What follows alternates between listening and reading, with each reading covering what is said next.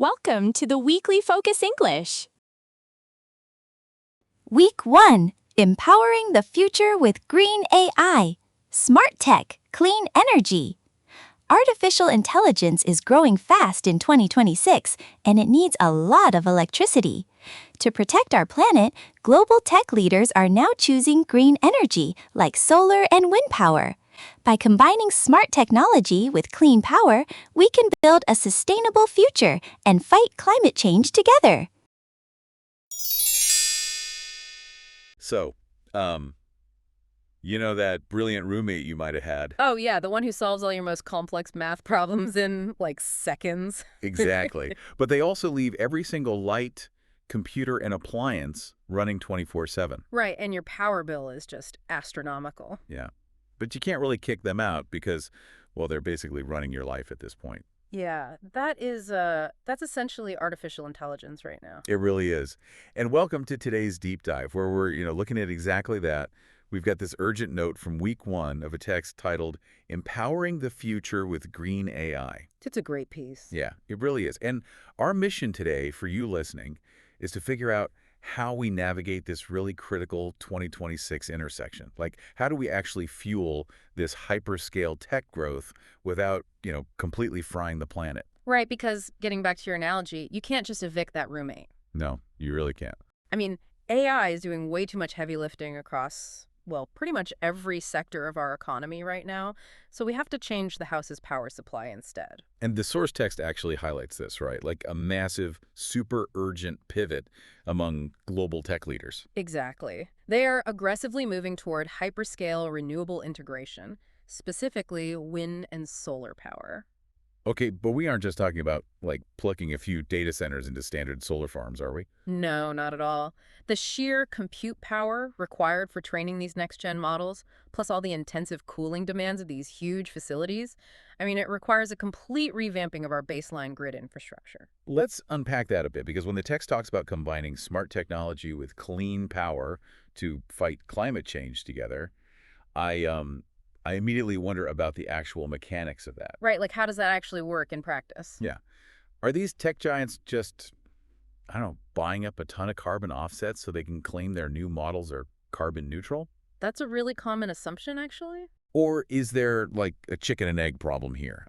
We need massive AI to optimize the grid, but we absolutely need a green grid first to power the AI without, accelerating climate change. It's a great distinction, and it's definitely not just about buying offsets, not anymore. Okay, so it's deeper than that. Much deeper. The exact wording in the text, combining smart tech with clean power, it points to a direct structural integration. How so? Well, think about the fundamental flaw of renewables. Wind and solar are by nature intermittent. Right, the sun goes down, the wind stops blowing. Exactly. But AI can actually predict those weather patterns and usage spikes with, honestly, incredible accuracy. Oh, wow. So it can dynamically route the power. Yes. So an AI system could predict when a wind farm will generate a massive surplus of energy and then automatically schedule its most compute-heavy training tasks for that exact 3-hour window. Okay, so it's less like the roommate just writing a check for the electric bill and more like the roommate completely rewiring the house to run on solar. Yes, exactly that. Like dynamically adjusting the thermostat based on cloud cover so they never have to shut down their own servers. It goes even deeper than rewiring the house, really. The source emphasizes building a sustainable future together. Right, that together part is key. Yeah, because if AI is merging with the clean energy infrastructure, we are moving way past passive energy consumption.